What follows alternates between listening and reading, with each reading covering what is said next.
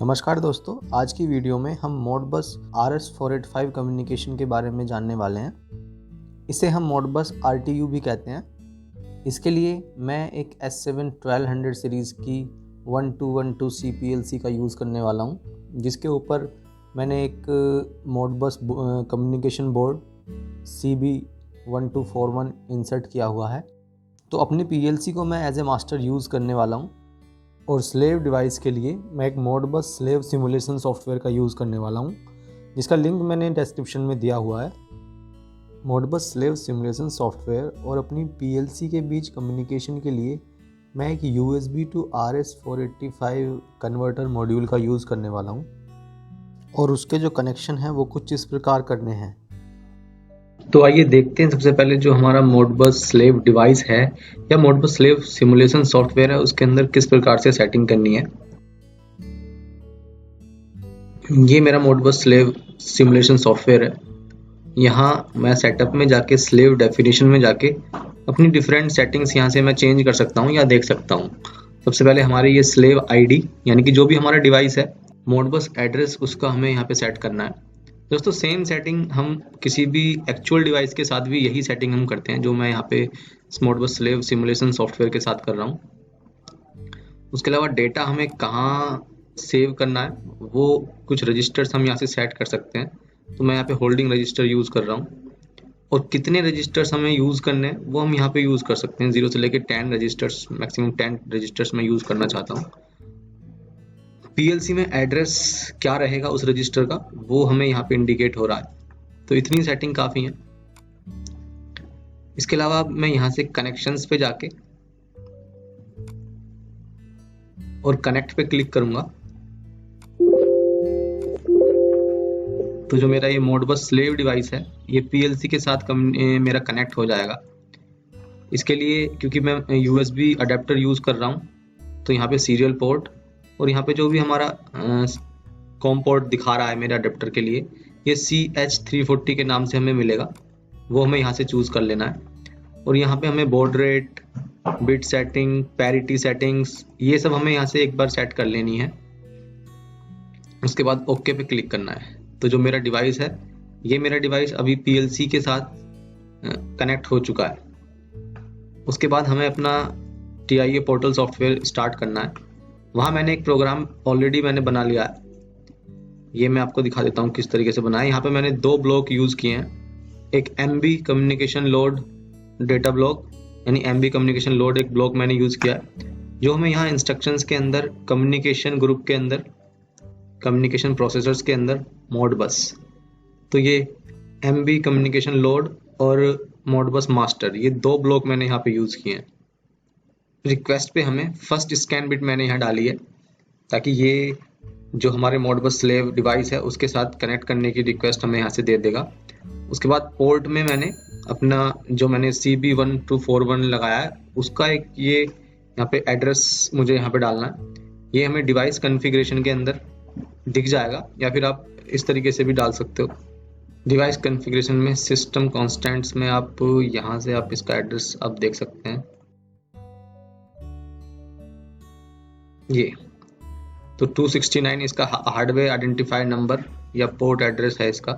साथ ही मैंने अपनी जो PLC है उसके जो क्लॉक बिट्स हैं और सिस्टम बिट्स हैं, क्लॉक मेमोरी बिट्स, उनको भी मैंने इनेबल किया हुआ है क्योंकि इनका भी मैं प्रोग्राम में यूज़ करने वाला हूँ। इसके अलावा मैंने एक रजिस्टर, एक डेटा ब्लॉक यहाँ पे मैंने क्रिएट किया है।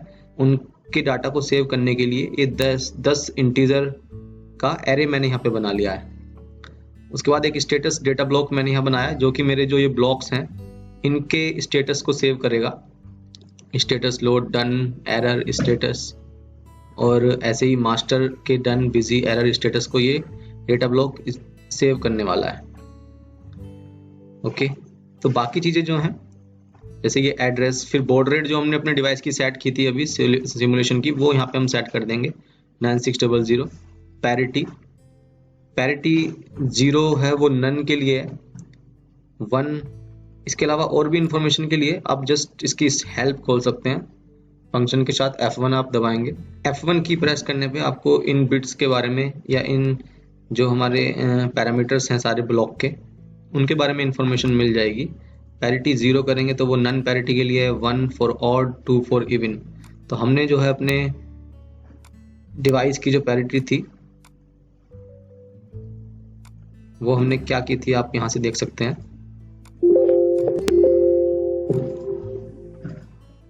पैरिटी हमारी नन है, तो इसीलिए मैंने यहाँ पे 0 सेट किया हुआ है। उसके अलावा यहाँ MBDB में जो मेरा मोडबस मास्टर ब्लॉक है उसका जो डेटा ब्लॉक है वो मुझे यहाँ पे असाइन करना है।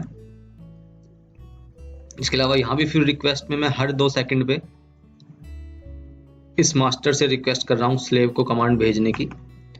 MB एड्रेस में मुझे अपना जो स्लेव डिवाइस है या सिमुलेशन है उसका एड्रेस मुझे यहाँ डालना है, जो कि हमने डाला था ID1 जो हमने यहाँ पे सेटअप की थी, वही एड्रेस मुझे यहाँ डालना है। साथ में मोड, ये मोड हमें बता रहा है कि हमें जो रजिस्टर्स हैं उनके अंदर रीड करना है या राइट करना है। तो इसके लिए भी हम इसकी हेल्प खोल के आप इसके बारे में जान सकते हैं। यहाँ मोड में हम देख पा रहे हैं, मोड पे हम क्लिक करेंगे तो 0 जो है वो होल्डिंग रजिस्टर्स को रीड करने के लिए है और 1 होल्डिंग रजिस्टर्स को राइट करने के लिए है। तो इस तरीके से आप देख सकते हैं। डेटा एड्रेस में हमें वही PLC का एड्रेस हमें देना है जो कि हमने यहाँ पे देखा था 4001, यानी कि ये जो रजिस्टर्स है ये PLC में किस एड्रेस पे असाइन है, तो वो एड्रेस मैंने यहाँ दे दिया। डेटा लेंथ यहाँ पे हमें, क्योंकि हम 10 रजिस्टर्स ही रीड राइट कर रहे हैं तो 10 मैंने यहाँ पे दे दिया। डेटा पॉइंटर में हमें डेटा हमें कहाँ पे सेव करना है उस लोकेशन की स्टार्टिंग पॉइंटर हमें यहाँ देना है।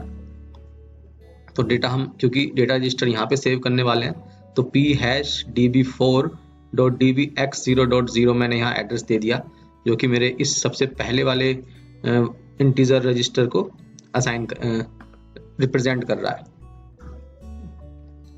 उसके बाद मैं अपनी PLC को डाउनलोड कर दूंगा प्रोग्राम को।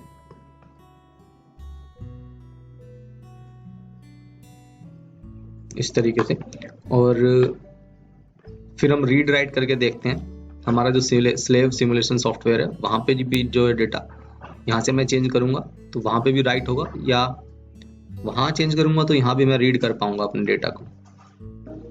ओके, तो क्योंकि मैंने अभी मोड 1 सेलेक्ट किया हुआ है, यानी कि मैं अभी राइटिंग मोड में हूँ, मैं मास्टर से कुछ भी चीज़ राइट करूँगा तो वो मेरे स्लेव पे जाके राइट हो जाएगी।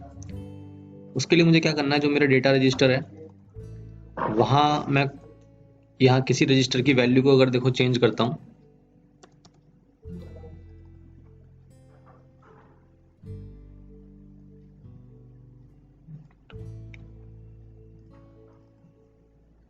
तो यही वैल्यू मेरे स्लेव में जाके भी रिफ्लेक्ट होगी।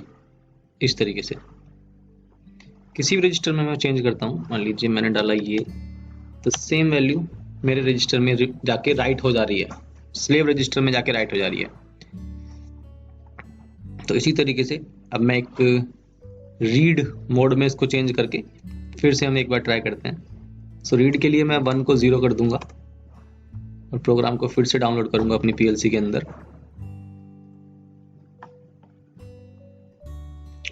अब क्या होगा, अब मैं स्लेव से कोई भी डेटा रीड राइट करूंगा तो वो मेरे डेटा रजिस्टर में जाके मैं उसको रीड कर पाऊंगा। सपोज मैंने यहाँ पे कुछ वैल्यू मैंने चेंज करी 7834 for example and I press enter, so you can see ये जो वैल्यू है ये मुझे इस रजिस्टर में जाके रिफ्लेक्ट हो जा रही है।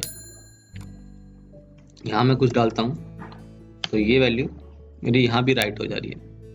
तो इस तरीके से हम मोडबस मास्टर और स्लेव कम्युनिकेशन कर सकते हैं। Thank you.